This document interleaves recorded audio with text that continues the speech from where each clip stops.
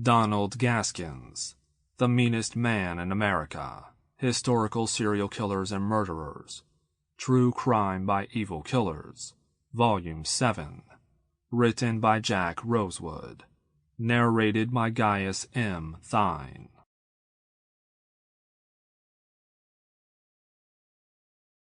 Introduction. Psychiatrists, psychologists, and social scientists have all struggled with and debated what exactly makes one a serial killer, and if in fact one is truly born evil, or born to kill.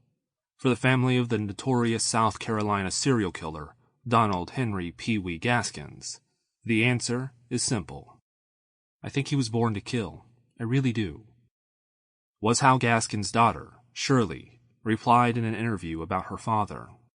But whether Gaskins was born to kill, or if he was bred that way, is for the most part a moot point to the family members of the numerous people he killed in South Carolina during the 1960s and 70s.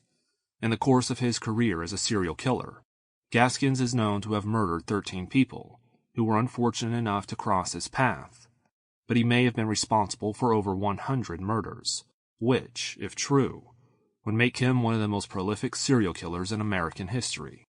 No one can doubt that Gaskins was dealt a bad hand in life. He was born to poverty. He never knew his biological father, and he was routinely beaten by his uncles. Gaskins was also picked on by other kids as a child due to his diminutive stature. Because of his size, he only reached 5'4" as an adult. He earned the nickname Peewee. One would think that with the nickname Peewee, he was an easygoing guy, but that person would be wrong. Dead wrong. Gaskins began his criminal career as a preteen by becoming involved in a street gang that pulled petty crimes before graduating to rape, burglary, aggravated assault, and eventually murder. Today, Gaskins may not be as well known as Jeffrey Dahmer or Ted Bundy, but he was every bit just as scary as those two, and in many ways was more dangerous.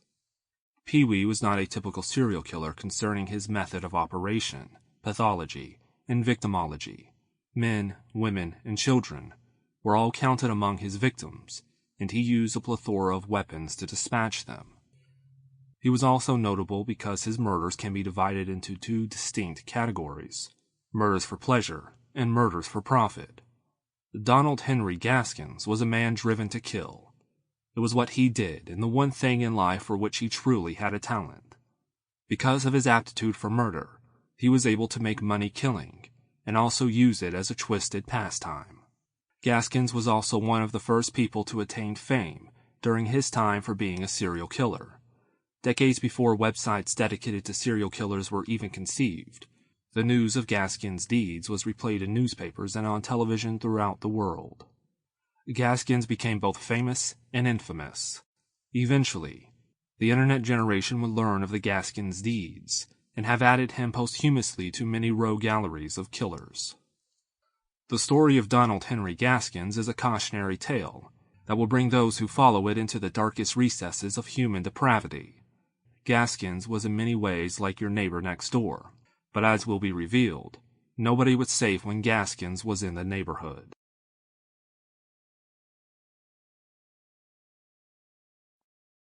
Chapter 1. A Killer is Born or Bred. In order to determine if Gaskins was born or became a serial killer, or a combination of the two took place, his youth must be considered. Gaskins was born on March 19, 1933, in Florence County, South Carolina, to a single mother and a life of poverty. Donald's mother, Perot, gave him his surname since it was not known who his father was. By all accounts, Gaskins' mother gave him little else during his difficult childhood. Adult supervision, in order to develop a moral compass or even for simple safety measures, was unknown to the young Gaskins. At the age of 1, as he played in the family home unattended, Gaskins drank a bottle of kerosene that resulted in him having serious physical maladies for many years. Gaskins' mother believed that the kerosene was a catalyst for her son's later problems. Richard Harpootlian, the man who successfully prosecuted Gaskins in the early 1980s, remains skeptical but leaves the door open as he said, "His mother thinks the Sample complete. Ready to continue?